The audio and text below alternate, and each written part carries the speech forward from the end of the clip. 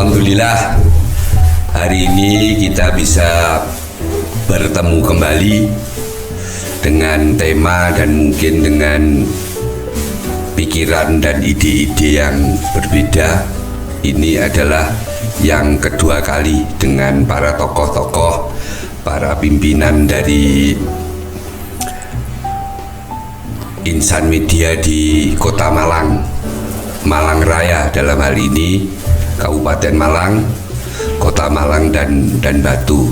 Ini yang hadir kayaknya lengkap ini, mulai dari media yang tulis maupun media yang foto dan video online. Dan hari ini alhamdulillah kita bisa bertemu kembali dengan yang pertama adalah Mas Cahyono, insinyur ya Mas ya, insinyur atau dokter Andes. Nah, Mas Cahyono ini adalah ketua Persatuan Wartawan Indonesia. Karena persatuan ini memang tujuannya untuk mempersatukan persatuan. Kemudian yang kedua ini yang masih belum nikah ya? Baru. Oh baru dan kelihatannya masih seger ini.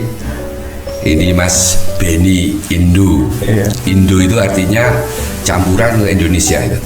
Indonesia. Ini beliau ini adalah ketua Aliansi Jurnalis Independen, dan independen betul. Waktu milih pasangan juga nggak pernah konsultasi kemana-mana ya. Tidak ada intervensi. Independen. Kemudian hadir juga di sini dari Ikatan Jurnalis Televisi Indonesia. Jadi kalau ikatan itu ya maunya diikat itu ya. Ya. Yang diikat mudah-mudahan tidak lepas. Amin. Ya. Ini beliau ini bernama Mas Arif Mas Buin. Pakai ain ya. Pakai CH. Ya. Mas Buin. Mas Buin. Ejaan lama. Dan beliau ini dari TVRI ya. Betul Bapak. Dari TVRI. Kemudian yang kedua ini dari PFI. PFI itu persatuan itu kan? Oh, pewarta. Jadi mewartakan dengan foto ya. Atau foto diwartakan. Mewartakan melalui foto. Oh, melalui foto. Ini Mas Momon panggilannya. Nama aslinya Darmono. Pakai gelar apa enggak? Gak ada, belakangnya SPD tapi masih muda. Ya penting. Masih muda juga saya. Iya, mahasiswa saya juga muda-muda kok.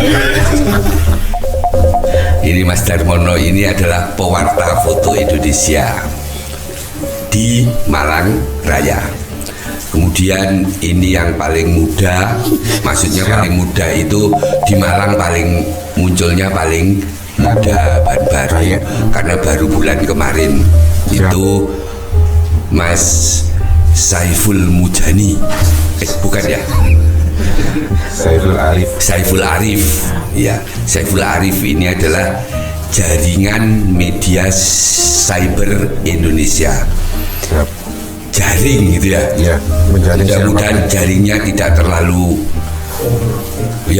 tidak terlalu lebar, jadi tidak lepas semua. Siap. Ya. Ini Mas Saiful Arif ini adalah memang baru bulan kemarin itu dibentuk di Malang, dan beliaunya adalah sebagai ketua umumnya. Siap. Dan hari ini tema yang akan kita usung adalah menyangkut kaitan antara kondisi ekonomi baik global maupun nasional dengan pendidikan, dan kita meminta beberapa pendapat, ide yang itu orang yang sudah bergelut di dalam dunia jurnalistik atau dunia media, sehingga dengan asumsi bahwa karena banyak sekali informasi yang didapat, maka mungkin ini podcast hari ini akan berisi dan akan menjadi mungkin menjadi pengetahuan yang bisa digunakan oleh masyarakat semua.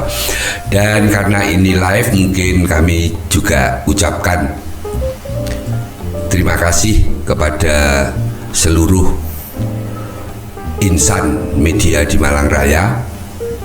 Mudah-mudahan juga tetap diberikan kesehatan dan keafiatan. Amin. Nah, karena ini menyangkut dunia pendidikan dan ini adalah podcast dengan Sam Rektor. Saya sendiri adalah rektor dari Universitas Insan Budi Utomo, dan ini kita selalu bergelut di dunia pendidikan, maka mungkin nanti akan banyak sekali ungkapan-ungkapan yang itu terkait langsung dengan dunia pendidikan. Pengantarnya begini, pengantarnya. Jadi saat ini atau mungkin dalam era ke depan ini kan dunia ini juga tidak baik-baik saja. Kalau kita melihat, mungkin yang paling bisa diamati adalah pertarungan ide, pertarungan gagasan, termasuk pertarungan kebijakan dari pimpinan-pimpinan dunia yang tentunya itu memberikan imbas secara internal atau secara nasional bagi Indonesia. Imbas yang paling kentara dan itu bisa dirasakan adalah imbas secara ekonomi, dan itu mungkin juga akan berpengaruh juga pada aspek-aspek politik.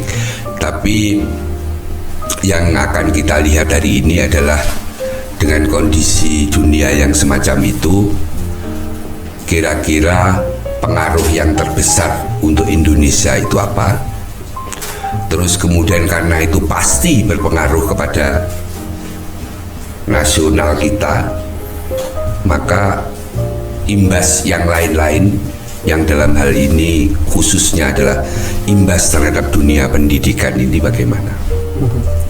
Lepas daripada itu, mungkin nanti akan ada beberapa uraian yang bisa disampaikan, termasuk juga ke depan itu bagaimana? Apakah kita masih mempunyai keinginan menjadi menjadi Indonesia emas, atau jangan-jangan menjadi Indonesia cemas? Nah, yang penting karena sudah dibahas oleh Pak Luhut, maka jangan sampai gelap gitu loh. Meskipun gelap, mungkin teman-teman media ini harus bisa menjadi lilin, paling tidak menerangi, meskipun akan habis sendiri, biasanya begitu karena korban. Nah, untuk yang pertama, menurut Mas Beni, ya ini menurut Mas Beni, ini kira-kira kenapa sih dunia kok ya kayak begini nih? Terus pertarungannya kok bukan hanya pada aspek-aspek politis, tapi sekarang sudah nyata-nyata ekonomis. Contohnya tarif masuk, kemudian pajak masuk dan sebagainya. Ini menjadi persoalan-persoalan ekonomi yang krusial bagi baik negara-negara berkembang maupun negara-negara maju, termasuk dalam hal ini adalah Indonesia. Gimana Mas Beni? Gimana Mas? Terima kasih Pak Rektor. Ya. Pertanyaannya cukup berat di awal. Iya, menurut saya ya, sekarang memang lagi ramai di pemberitaan kan perang dagang ya, terutama Amerika dengan Tiongkok. Bagaimana kita melihat Tiongkok yang dulu menjadi lahan pertarungan juga di Asia Pasifik, dengan kondisi yang porak-poranda, dihantam perang, dihantam Jepang, juga dihantam oleh sekutu. Mas Bedi, kalau ngomong negara lain bebas saja, nggak apa-apa, harus mau dilok-ilokno juga nggak apa-apa. Kalau negara lain, Iya. Ya, kalau negara kita harus adulah empan papan. Ya, Saya ingin mengatakan sekarang posisi Tiongkok dengan Amerika dari kacamata jurnalistik ya, itu sudah setara kayak Pak Rektor. sudah saya. Iya. Apa yang membuat Tiongkok kemudian bisa tumbuh dan menyetarakan diri dengan Amerika yang di Perang Dunia Kedua menjadi pemenangnya gitu kan di front barat bersama Ya. teman-temannya yang lain. Saya kira juga lihat bagaimana Cina memperbaiki di internal mereka. Termasuk ketika Jepang kalah perang mereka, ini masih yang saya baca ya, ketika itu Perdana Menterinya tidak bertanya berapa banyak korban yang meninggal setelah 2 bom itu jatuh di Ya. Nagasaki dan Hiroshima, tapi berapa banyak guru yang selamat. Ya, Betapa pentingnya pendidikan waktu itu, dan Ya. Jepang sudah punya pemikiran begitu jauh bahwa ini akan kami bangun tidak dengan waktu yang sangat cepat, tapi dengan waktu yang jangka panjang, dan mereka menaruh titik beratnya itu di dunia pendidikan. ya, Nah, saya pikir kalau ditarik ke negara kita harus baik-baik ngomongnya orang tadi. ya, Saya kira memang pendidikan menjadi pondasinya. Pengalaman saya ketika 2015 waktu itu liputan di Surabaya, saya datang ke ITS bertemu seorang profesor. ITS itu biasanya kan teknik kan, Ya. Pak Rektor ya. Tapi dia tidak banyak bicara teknik, bahkan bicara pendidikan. Ya. Satu kutipan yang saya ingat adalah pendidikan itu memutus nasib dalam tanda kutip tidak beruntung. ya, Nah, saya pikir itu memang betul-betul terjadi. Banyak orang yang kemudian bangkit dari keterpurukan itu melalui pendidikan. pendidikan, betul.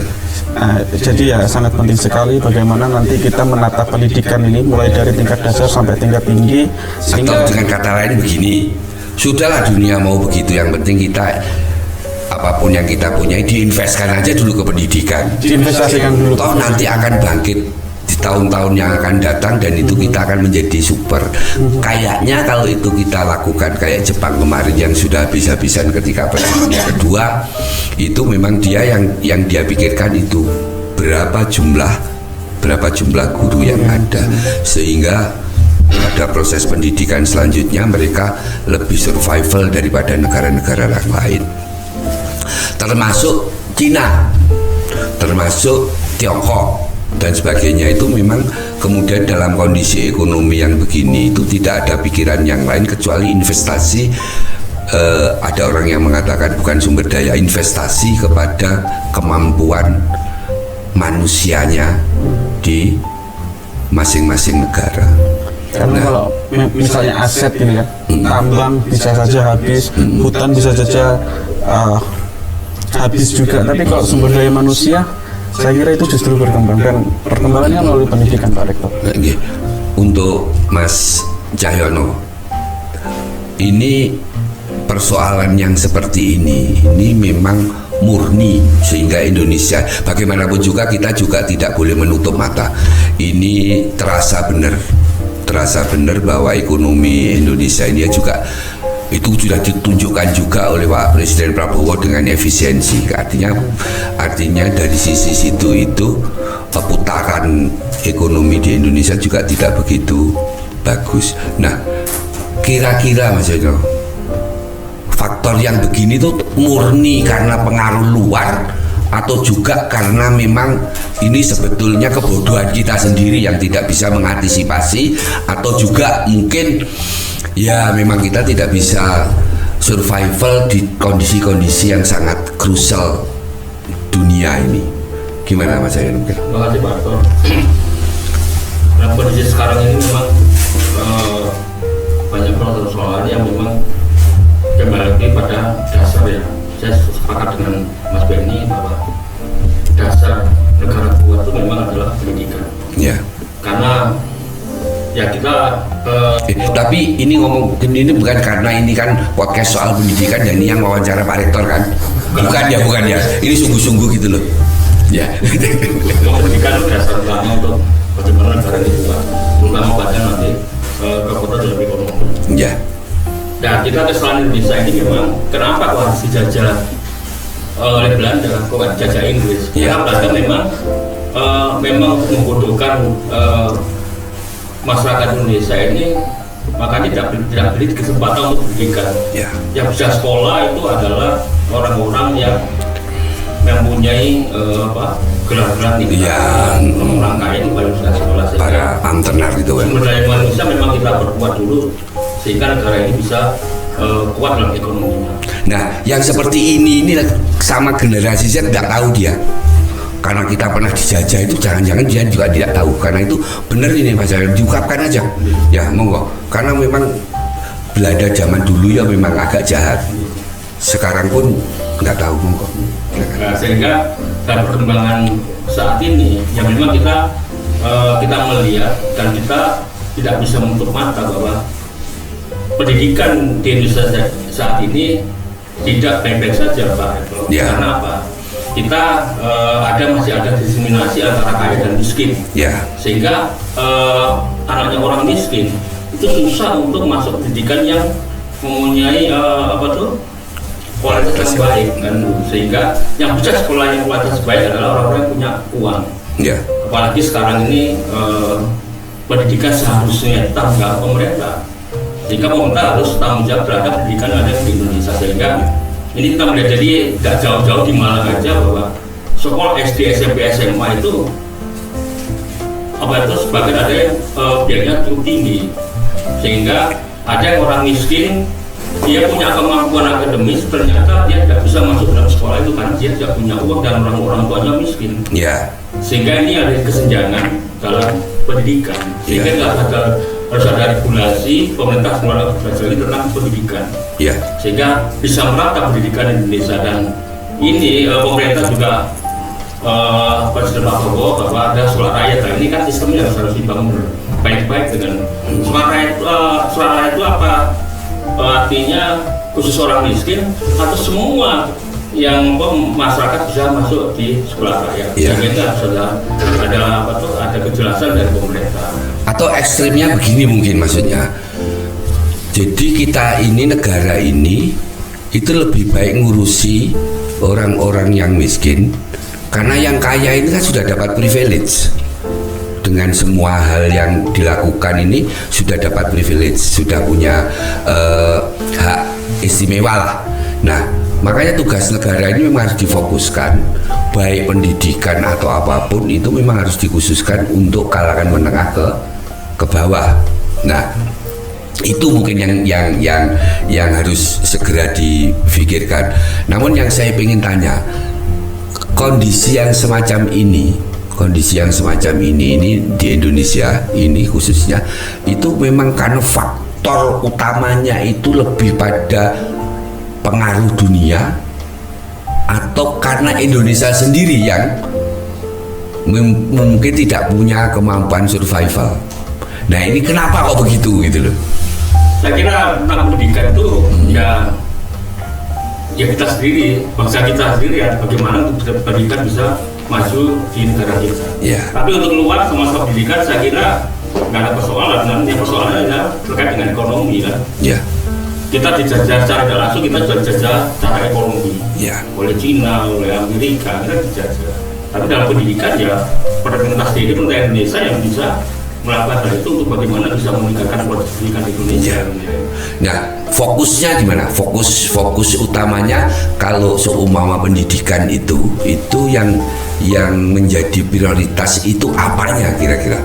Pada tingkat kualitas, apa pada tingkat pemerataan, atau pada tingkat yang lebih penting adalah keperpihakan?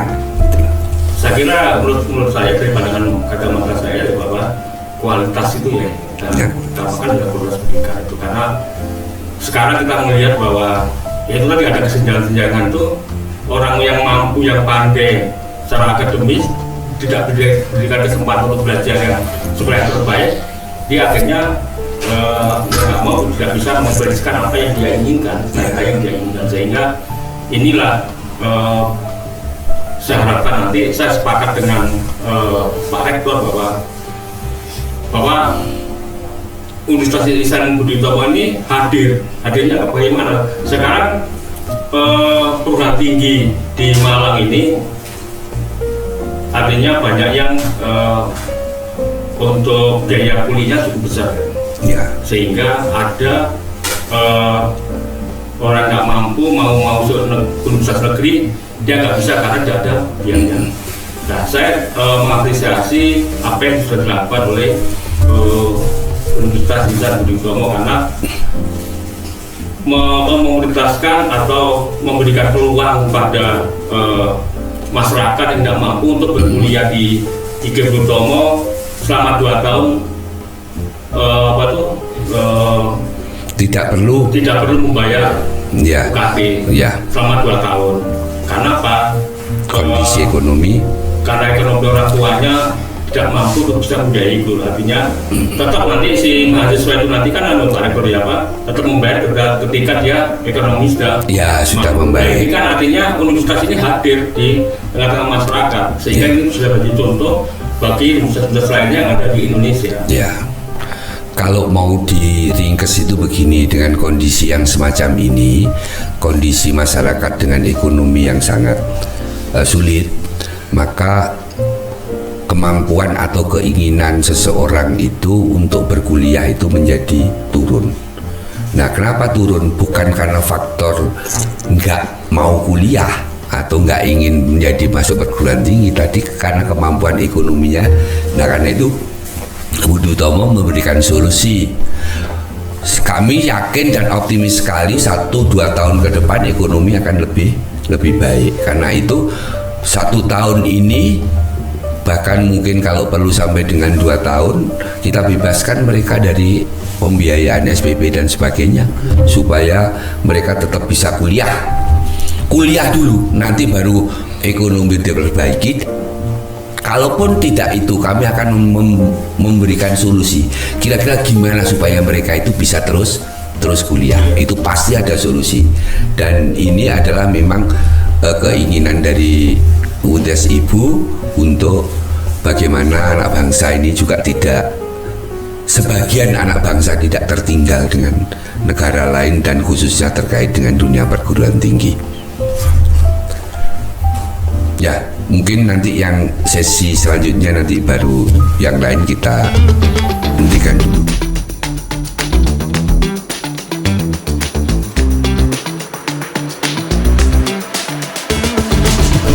Terima kasih. Jadi Mas Cahyono tadi sudah menyampaikan sesuatu yang sangat berharga sekali, dan catatan yang terpenting memang generasi-generasi yang saat ini itu memang harus diketahui bahwa kita ini punya persoalan seperti ini. Ini bukan ujuk-ujuk datang, tapi itu juga melalui proses yang cukup panjang yang beliau sampaikan tadi, adalah mulai dari kita ini dijajah Belanda. Kenapa kita tidak dijajah Inggris gitu? Karena mungkin orang Inggris lebih senang pada pendidikan, sedang orang Belanda lebih senang pada aspek-aspek ekonomi, kekayaannya yang dikeruk, tapi tidak memberikan imbalan yang setara dari apa yang telah diambil. Nah, ini harus diketahui juga oleh generasi-generasi ini.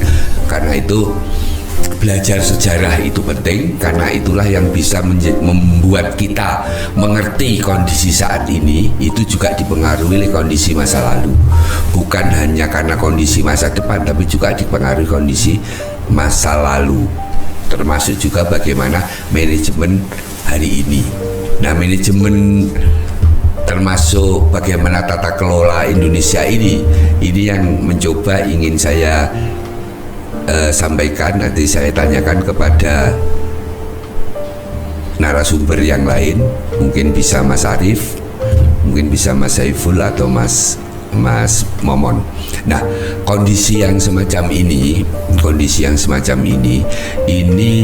kira-kira yang paling gampang aja disebabkan oleh apa? Termasuk juga yang kita rasakan, ungkapan yang sering diomongkan adalah pendidikan kok jadi mahal. Daya beli masyarakat menjadi turun. Sekarang itu yang paling ramai dikunjungi seseorang itu bukan kampus, tapi bukan juga mall. Yang paling dikunjungi itu adalah TikTok dan sosial media lain, dan itu pun hanya melihat, tidak bisa membeli. Kalaupun membeli dia harus menggunakan atau pinjol terlebih dahulu, dan itu akan menjadi rentetan yang malah menyengsarakan karena memang tidak ada sumber pembiayaan yang lain dari seseorang atau keluarga tertentu. Nah, ini kenapa kok begitu itu? Ini sebabnya apa? Ayo Mas Arif mungkin. Siap. Terima kasih Sang Rektor. Yang lain mungkin bisa menambah, menimpali boleh. Iya. Oke. Mungkin kalau terkait penyebabnya apa? Nah, ini mungkin banyak faktor ya. Banyak faktor, dan itu bisa dilihat dari sudut pandang mana kita melihat. Kalau misalkan dari ketergantungan Indonesia kalau saya tanya, apakah ini juga salahnya Pak Jokowi? Apakah ini juga salahnya Pak Prabowo?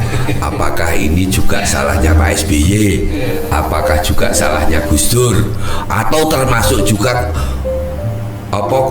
turun lebih jauh lagi, apakah ini kecepatan merdeka gitu? Moga Mas Arif ya. Saya kira kalau kita sekarang sudah merdeka, jadi sebenarnya tanggung jawab untuk memajukan bahasa Indonesia ini tidak hanya mereka yang ada di atas, tetapi kita yang ada di bawah ini juga harus bisa berpartisipasi. Jadi kita soalnya kalau di bawah nggak berpartisipasi, nyorotnya TV juga kurang. TV nggak ada yang disorot ya. ini ada TV. Iya betul. Jadi kalau sekarang ini, kondisi sekarang dengan ekonomi yang terus melemah ini, jadi persatuan dan kesatuan ini memang harus ditingkatkan, khususnya untuk ekonomi. Jadi bagaimana kita bener persatuan wartawan Indonesia kan persatuan. Iya. Menjadi satu ya. Iya, gitu ya. Karena dari sisi ekonomi pun kalau dilihat Indonesia ini kan juga sangat bergantung, Pak. Iya. Di Kota Malang aja. Di sana. Itu kedelainya kalau tidak impor tidak bisa buat keripik tempe. Nah ini kan masalah juga, gitu kan? Kenapa kedelai di Indonesia nggak bisa? Nah itu kan harus. Saya dengar itu meskipun ada itu Indonesia tetap impor gitu loh.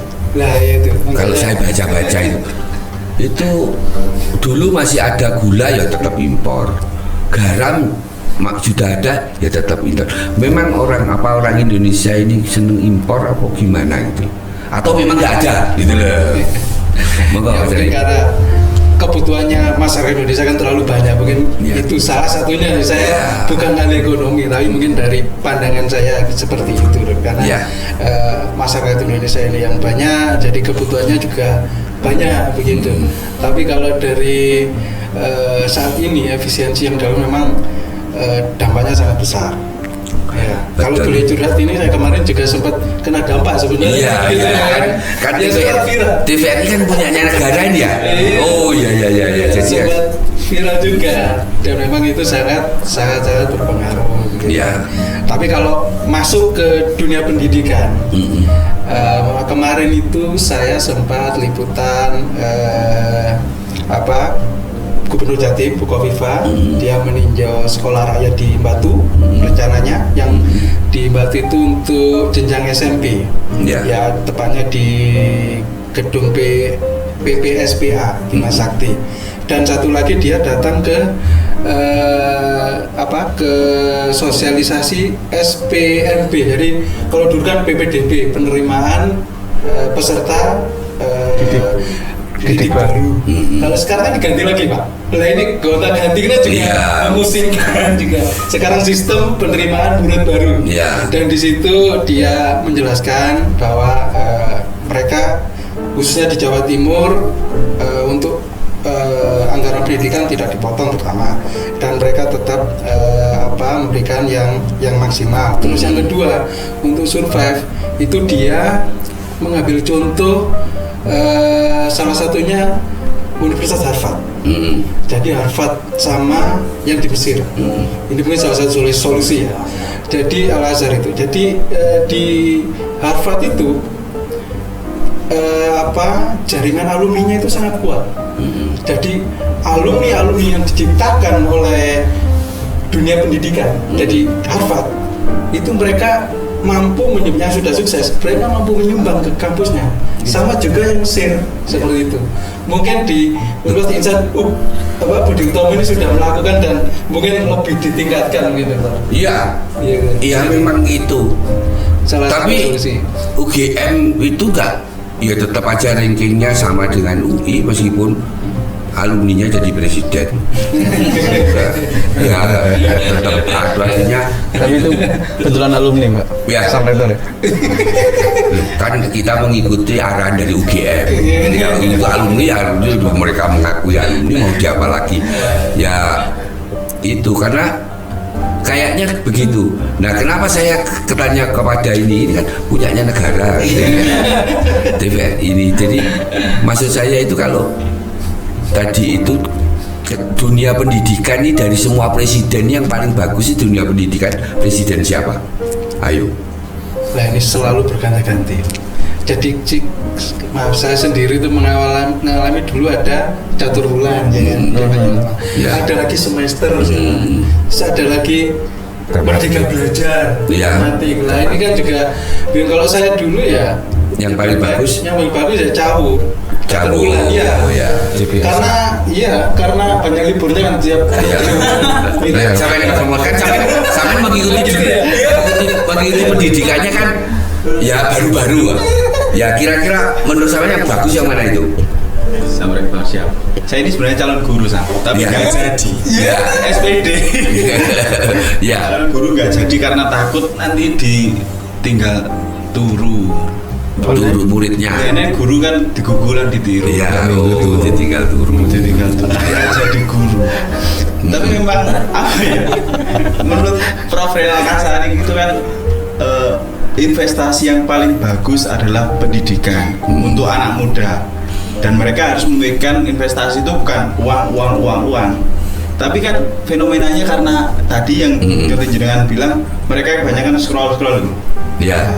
Berapa banyak waktu dalam sehari mereka scroll. Akhirnya dilihat TikTok, orang-orang flexing. Terus gak penting-penting. Nah, akhirnya mereka lupa bahwa yang paling bagus untuk masa depan itu adalah pendidikan yang baik. Terus selain pendidikan yang baik, pinternya nggak cukup. Ketika mereka tidak jadi pribadi yang tangguh, kuat. Kan sekarang usum generasi apa men?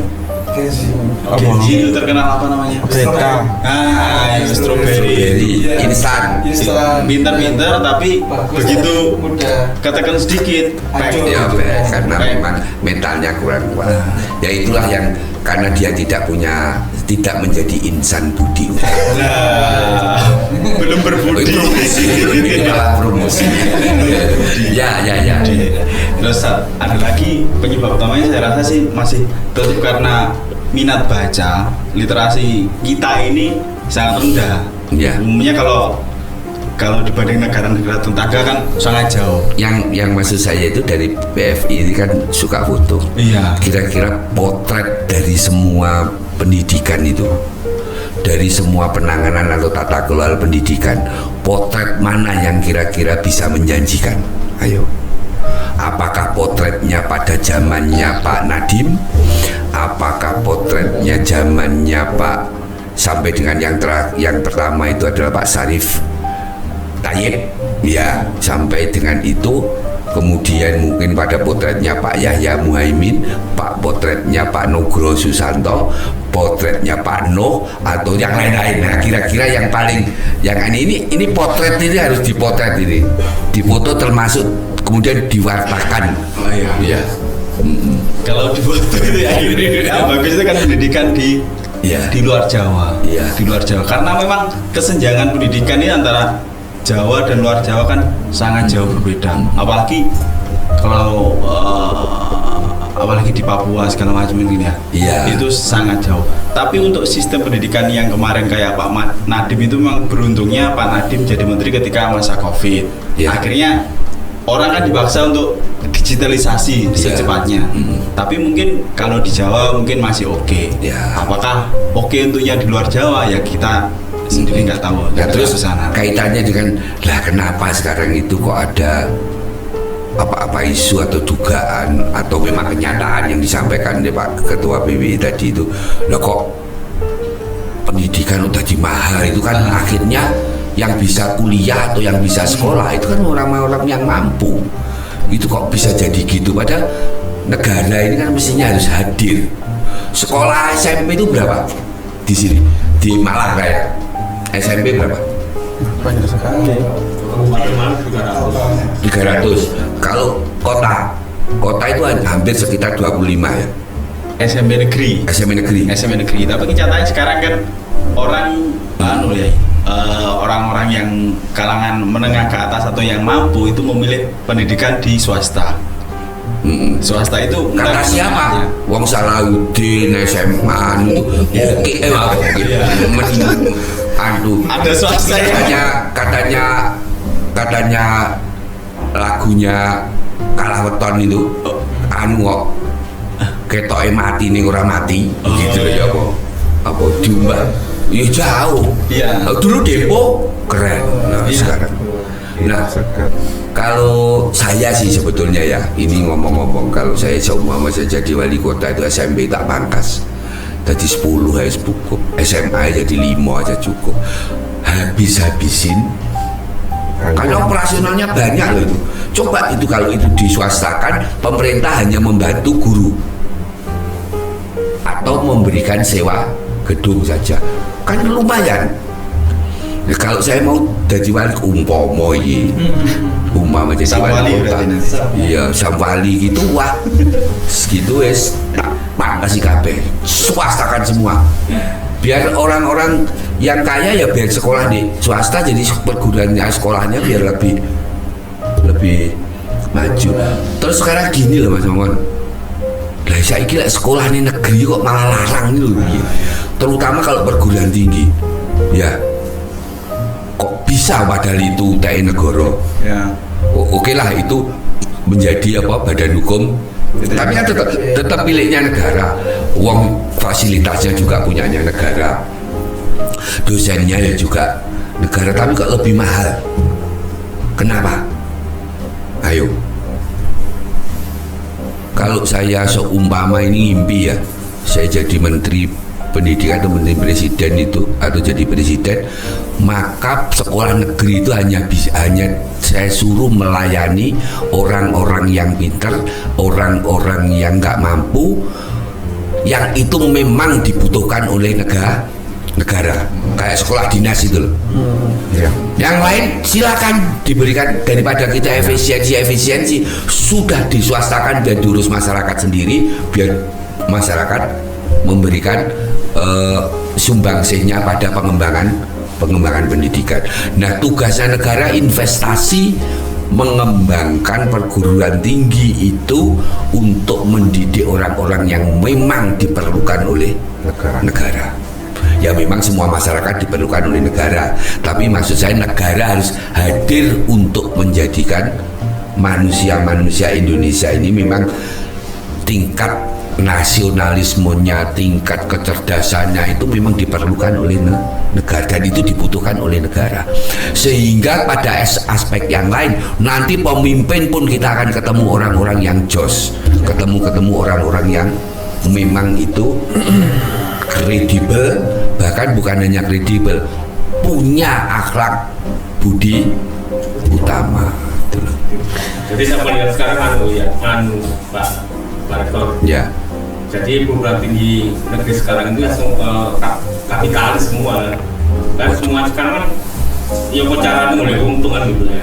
Saya itu nggak berani ngomong begitu. Sebetulnya ya memang iya, tapi aslinya saya itu nggak berani ngomong begitu karena kemarin Pak Luhut itu ngomong itu kalau mau keluar negeri kan kita jadi second choice. Jadi apa? Oh, yang manusia yang kedua sebagai warga second citizen, jadi second citizen itu. Nah, wah nanti kalau kamu akan dijadikan sebagai kapital itu kan yang luar negeri lah, Indonesia kan enggak katanya Pak. Tapi memang dari sisi kenyataan itu pendidikan bukan lagi persoalan investasi, pendidikan itu bukan lagi persoalan pengabdian, bukan lagi persoalan pendidikan ansih, tapi lebih pada komoditas. Jadi negara pun negara pun itu juga mencari hasil. Kira-kira Pak Nyoman. Betul. Ya. Negara yang berdagang. Nah, maka itu negara berdagang. Saya punya pendapat begini. Ya, monggo. Apakah kemiskinan itu karena pendidikan yang mahal? Atau pendidikan yang mahal itu mengakibatkan orang miskin atau masyarakat miskin? Kalau ditarik dari omongannya negara berdagang, memang realitasnya begitu. Tidak hanya PTN, PTS juga melakukan hal yang sama. Tapi ini diskriminatif menurut saya di awal. Ketika PTN-PTN itu sebelumnya bukan PTN-BH, orang sudah mengenal di mana UB, di mana UGM, di mana ITS dan sebagainya. Starting point-nya nggak sama. Ya. Tapi kemudian porsi PTN diberi lebih. Ya. Dan dia kan sekarang kayak kapal keruk gitu. Ya. Kampus-kampus buka fakultas kedokteran demi mahasiswa. Ya. Bukan demi pendidikan, demi perdagangan. Ya memang yang lebih banyak begitu, karena itu mestinya yang seperti itu adalah perguruan tinggi swasta atau sekolah swasta, bukan kan? Dan faktanya PTS lebih banyak daripada PTN. Iya, maksudnya. Kontribusinya lebih banyak PTS daripada PTN. Mestinya begitu. Jadi, tapi ya itulah nanti kan menjadi perdebatan bahwa kualitas itu hanya yang dipunyai oleh negara. Nah, yang swasta itu tidak berkualitas. Nah, kalau perdebatan yang semacam itu, kalau ya sekalian aja seperti yang saya omongkan tadi, ya sudah, negara kewajibannya mendidik orang-orang yang berkualitas. Orang kaya, orang yang belum mau, silakan aja kuliah di swasta. Gimana swasta memberikan pemecahan terhadap supaya mereka itu bisa tetap pinter, tapi dengan dibiayai sendiri kan, yang dari negara kan dibiayai negara. Itu lagi itu Mas Saiful. Siap. Nah itu kira-kira gimana? Apakah kita ini harus terus begini sehingga kesenjangan yang disampaikan oleh Mas Cahyo dan Mas Bedi tadi terus berlangsung? Sing kaya ya tetap mendapatkan apa namanya akses yang lebih bagus. Yang baik. Sedangkan yang menengah ke bawah atau miskin aksesnya kecil sekali. Sudah begitu, apa yang disampaikan Benny bisa saja terwujud. Jangan-jangan orang sekolah itu malah miskin. Karena begitu dia sekolah, itu nanti tidak akan dapat mengembalikan apa yang telah dikeluarkan. Nah ini sama, tugasnya sekolah itu memang bukan untuk mencari pekerjaan, tapi memberikan ilmu dan pengetahuan bahwa kalau pekerjaan ya monggo silahkan kemana-mana. Nah itu kira-kira solusinya gimana? Apakah negeri-negeri ini kemudian di resolusi atau bagaimana, itu mungkin saya, karena ini biasanya lebih ekstrim kalau ngomong. Monggo. Saya Rektor, terima kasih. Ini menurut saya secara pribadi. Ya. Indonesia ini sangat kaya. Ya. Jadi Indonesia ini sangat kaya. Kalau seandainya maksudnya kaya semuanya, kaya semuanya, bukan kaya alamnya, bukan kaya Amerika, kaya apa itu bukan ya? Itu seperti layaknya seperti. Jadi Indonesia ini kalau menurut saya secara pribadi adalah sangat kaya SDM-nya, sangat kaya apapun. Ini surganya dunia di Indonesia harusnya. Ya. Ketika terdampak dengan ekonomi global atau ekonomi yang saat ini yang tidak pasti, kalau menurut saya secara pribadi kayaknya kita kok nggak elok kalau sampai terdampak. Karena apa? Apalagi ke sektor pendidikan yang dikatakan mahal. Jadi pendidikan mahalnya di mana dulu kan gitu? Kan ada dua itu, ada yang biaya pendidikan yang kayak SPP kayak itu dan lain-lain, dan ada pendidikan yang biaya pendidikan yang tersembunyi. Ada tersembunyi itu kebutuhannya orang tersebut, kebutuhannya mahasiswa-siswanya. Contoh kayak zaman sekarang gadget, terus transportasi dan lain-lain, harus dipikirkan di situ. Kemudian negara ini ada yang namanya pendidikan gratis. Nah, kalau menurut saya pendidikan gratis ini iya bagus, pemerintah saat ini sudah menerapkan pendidikan gratis. Apakah tapi nyampe ke akar rumput kan belum? Ya. Kan belum.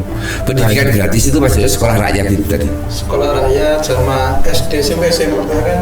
Oh ya, Bukan gratis. beberapa kayak yang negeri ini saya bahas yang negeri. Artinya kan gini, kalau saya bahas yang negeri ini kan gini, pemerintah mencanangkan bahwa ada pendidikan gratis.